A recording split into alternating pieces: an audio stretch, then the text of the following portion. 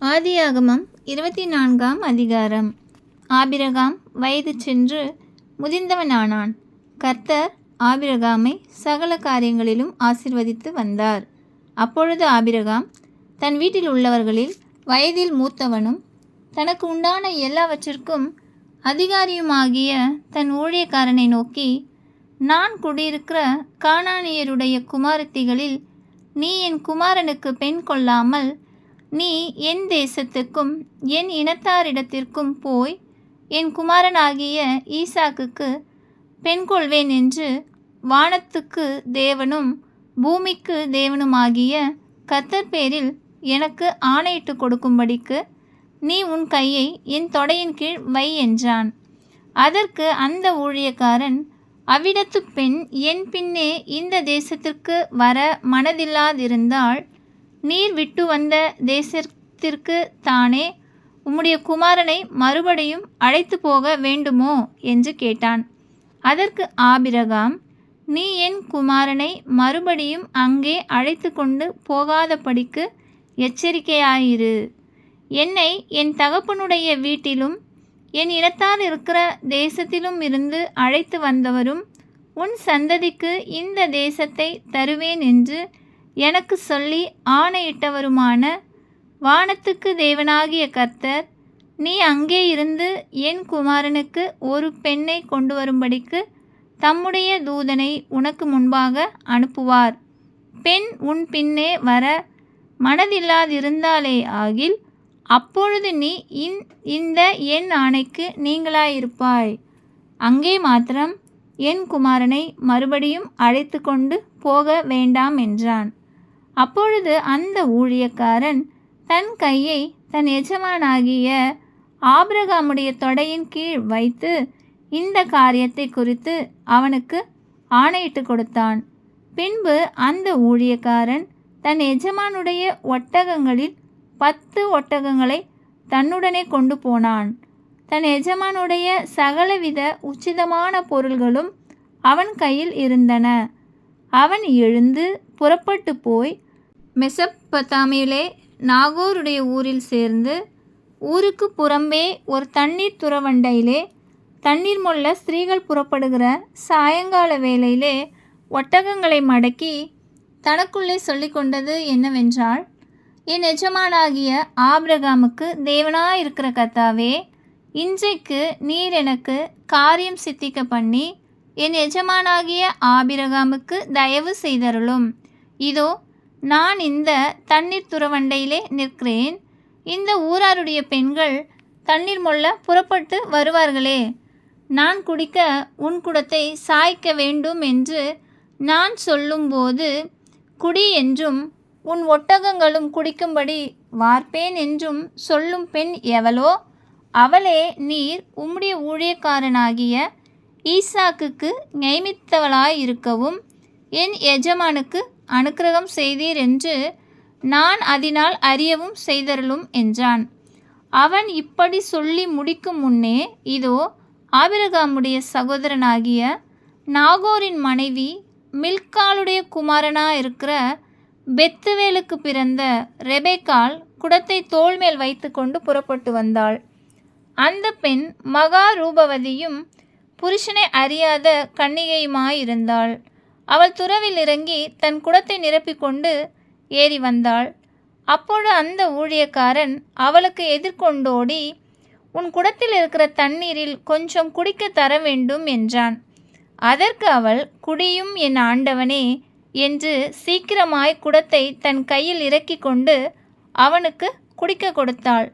கொடுத்த பின், உம்முடைய ஒட்டகங்களும் குடித்து தீருமட்டும் அவைகளுக்கும் உண்டு வார்ப்பேன் என்று சொல்லி சீக்கிரமாய் தன் குடத்து தண்ணீரை தொட்டியிலே ஊற்றிவிட்டு இன்னும் மொண்டு வர துறவண்டையில் ஓடி அவனுடைய ஒட்டகங்களுக்கு எல்லாம் மொண்டு வார்த்தாள்.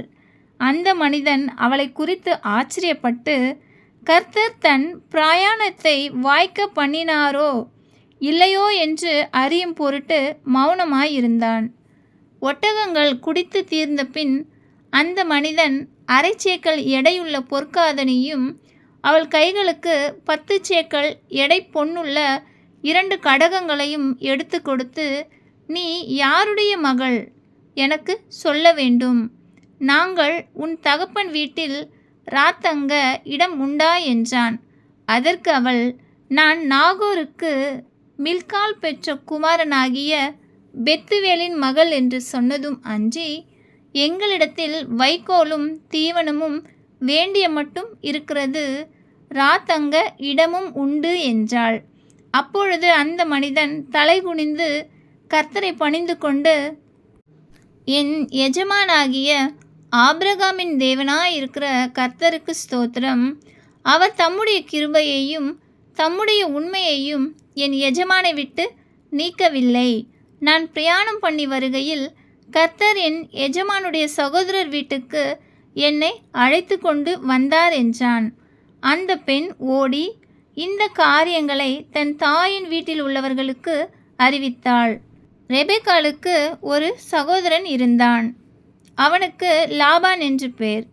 அந்த லாபான் வெளியே துறவண்டையில் இருந்த அந்த மனிதனிடத்துக்கு ஓடினான். அவன் தன் சகோதரி தரித்திருந்த அந்த காதணியையும் அவள் கைகளில் போட்டிருந்த கடகங்களையும் பார்த்து, இன்னபடி அந்த மனிதன் என்னோடே பேசினான் என்று தன் சகோதரி ரெபெக்காள் சொன்ன வார்த்தைகளை கேட்ட மாத்திரத்தில் அந்த மனிதனிடத்தில் வந்தான். அவன் துறவருகே ஒட்டகங்கள் அண்டையில் நின்று கொண்டிருந்தான். அப்பொழுது அவன், கர்த்தரால் ஆசீர்வதிக்கப்பட்டவரே, உள்ளே வாரும். நீர் வெளியே நிற்பானேன்? உமக்கு வீடும் ஒட்டகங்களுக்கு இடமும் ஆயத்தம் பண்ணியிருக்கிறேன் என்றான். அப்பொழுது அந்த மனிதன் வீட்டுக்கு போனான். லாபான் ஒட்டகங்களின் கட்டவிழ்த்து ஒட்டகங்களுக்கு வைக்கோலும் தீவனமும் போட்டு அவனும் அவனோடே வந்தவர்களும் தங்கள் கால்களை கழுவிக்கொள்ள தண்ணீர் கொடுத்தான். பின்பு அவனுக்கு முன்பாக போஜனம் வைக்கப்பட்டது. அப்பொழுது அவன், நான் வந்த காரியத்தை சொல்லும் முன்னே புசிக்க மாட்டேன் என்றான். அதற்கு அவன், சொல்லும் என்றான். அப்பொழுது அவன், நான் ஆபிரகாமுடைய ஊழியக்காரன். கர்த்தர் என் எஜமானை மிகவும் ஆசீர்வதித்திருக்கிறார். அவர் சீமானாயிருக்கிறார். கர்த்தர் அவருக்கு ஆடு மாடுகளையும் வெள்ளியையும் பொன்னையும் வேலைக்காரரையும் வேலைக்காரிகளையும் ஒட்டகங்களையும் கழுதைகளையும் கொடுத்திருக்கிறார். என் எஜமானுடைய மனைவியாகிய சாராள் முதிர் வயதான போது தன் எஜமானுக்கு ஒரு குமாரனை பெற்றாள். அவர் தமக்கு உண்டான யாவையும் அவனுக்கு கொடுத்திருக்கிறார்.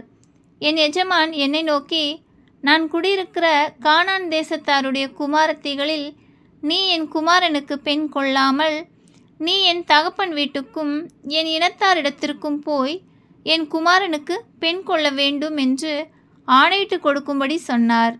அப்பொழுது நான் என் எஜமானை நோக்கி, ஒருவேளை அந்த பெண் என் பின்னே வராதே போனாலோ என்று கேட்டதற்கு அவர், நான் வழிபடும் கர்த்தர் உன்னோடே தம்முடைய தூதனை அனுப்பி உன் பிரயாணத்தை வாய்க்க பண்ணுவார். என் இனத்தாரிடத்திலும் என் தகப்பன் வீட்டிலும் நீ என் குமாரனுக்கு பெண் கொள்வாய். நீ என் இனத்தாரிடத்திற்கு போனால் என் ஆணைக்கு நீங்களாய் இருப்பாய். அவர்கள் உனக்கு பெண் கொடாமற் போனாலும் நீ என் ஆணைக்கு நீங்களாய் இருப்பாய் என்றார். அப்படியே நான் இன்று துறவண்டையிலே வந்து, என் எஜமானாகிய ஆபிரகாமின் தேவனாகிய கர்த்தரே, என் பிரயாணத்தை நீர் இப்பொழுது வாய்க்க பண்ணுவீரானால், இதோ நான் தண்ணீர் துறவண்டையிலே நிற்கிறேன்.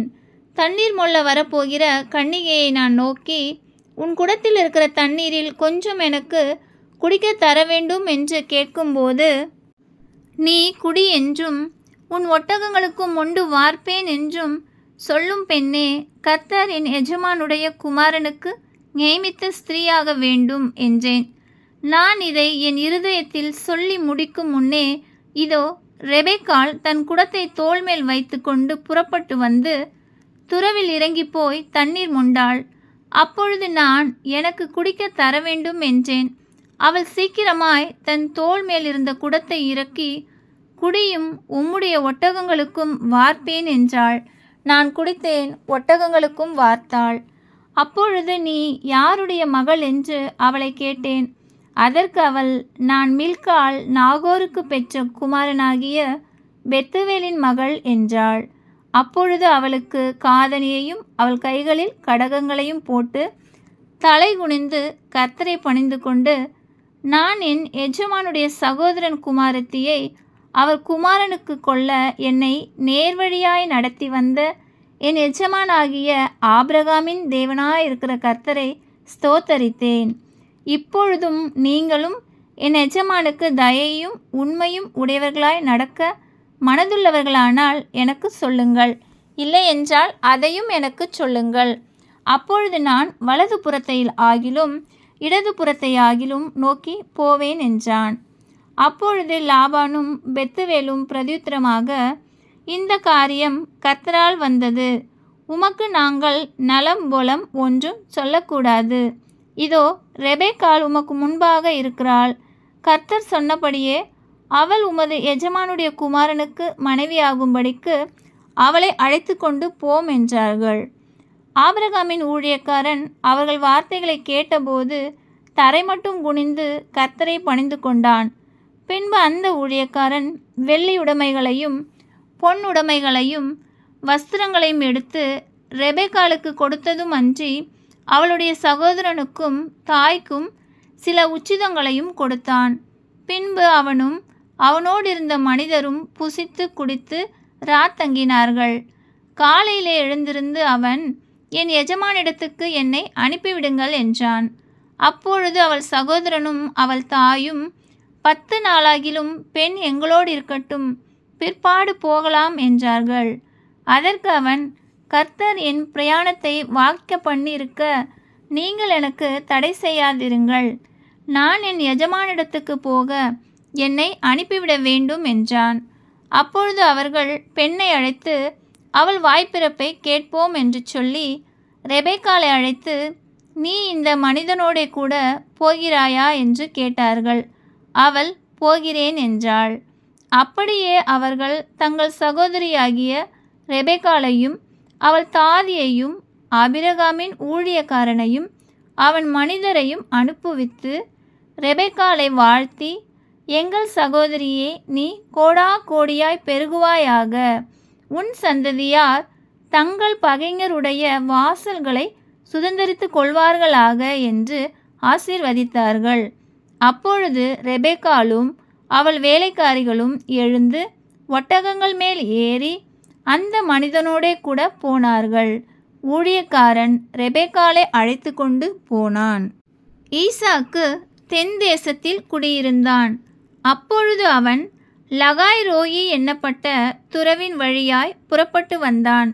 ஈசாக்கு சாயங்கால வேளையிலே தியானம் பண்ண வெளியிலே போயிருந்து தன் கண்களை ஏறெடுத்து பார்த்தபோது ஒட்டகங்கள் வர கண்டான்.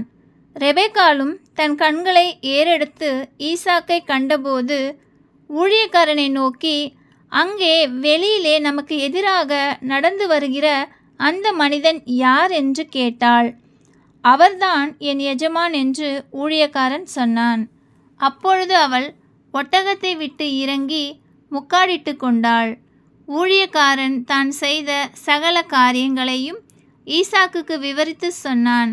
அப்பொழுது ஈசாக்கு ரெபெக்காளை தன் தாய் சாராளுடைய கூடாரத்திற்கு அழைத்து கொண்டு போய் அவளை தனக்கு மனைவியாக்கி கொண்டு அவளை நேசித்தான். ஈசாக்கு தன் தாய்க்காக கொண்டிருந்த துக்கம் நீங்கி ஆறுதல் அடைந்தான். ஆமென்.